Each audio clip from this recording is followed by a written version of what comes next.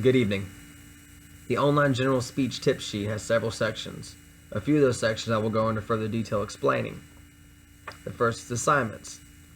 Failure to submit 2 consecutive assignments or speeches in a row will result in you being dropped from the course. If you wish to message the instructor about an assignment, make sure you include your name and the time you're taking the class in the subject box, as well as reference any particular PowerPoint slide and or the name of the speech in the subject. You will not be reminded of assignments that are missing. It is up to you to ensure your grades are being posted. There are no rewrites or resubmissions for failing to understand instructions. So if you submit a video and then reread the instructions later and figured out you missed something, don't send an email stating, hey, I totally forgot about XYZ on the assignment. Can I just redo the video? Because it's not going to happen. The next section discusses grades. If your grades have not been posted in 72 hours after the assignment is due, it probably has not been received. You get a 0. That's indicative of assignment not being received. You should check your grades at least once a week to ensure your grades are being posted, because once again, it is up to you to ensure your grades are being posted. It's your responsibility. Comments are typed by the grade to give us feedback for the next video. The next section discusses computers. You don't need a textbook or an access code. All you need is a computer with internet access and a front-facing camera. Many students, like myself, suffer from paralysis of analysis, which generally means we overanalyze everything. It's kind of silly considering your instructions are pretty clear, and if it says type 1 page, you just type 1 page. And if you state, assignment XYZ was canceled, you don't need to bother you with the pointless email stating, hey, did I hear you right? Is assignment XYZ canceled? Because that's just frustrating.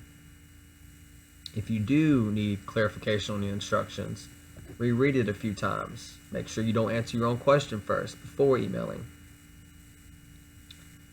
If you were penalized for not following the instructions and you want to dispute that fact, make sure you have the instructions, the syllabi, and any lecture notes with you to back your claim, to prove you're not just fishing for points. Next section discusses emailing the instructor. Always be courteous and polite.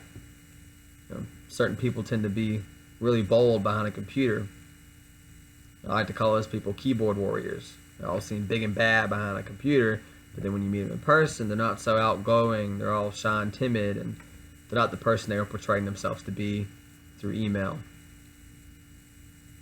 Just don't be demanding. Don't be condescending. Don't say, not trying to be rude, but I'm not saying you're wrong, but those emails will be unanswered. Also, starting your emails with text slang like yo or what's up, dog? They're going to get unanswered. You respond to emails 3 times a day.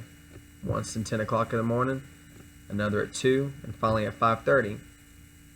I've never had a problem with you getting back to me through email.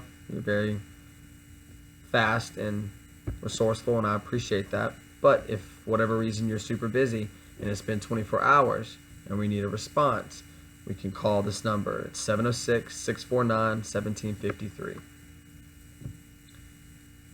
Next section discusses selecting topics. You're responsible for selecting your own topic. Also, it is highly advised to submit a rough draft of your presentation to the instructor before it is due, because that allows revision to be made on the paper and for us to change our mistakes so we can get a better grade. If you fail to do this, you're probably going to receive a worse grade, like a C or a D. The last section talks about makeup work and late policies. This only applies if the entire class's GPA is at 79% or lower. And if that is so, we are allowed 1 presentation that we are allowed to do to help benefit our grade and to make up for it if we've missed one in the past. These sections that I have talked about are listed under the general speech tip sheet. So I'd like to thank you for your time and attention.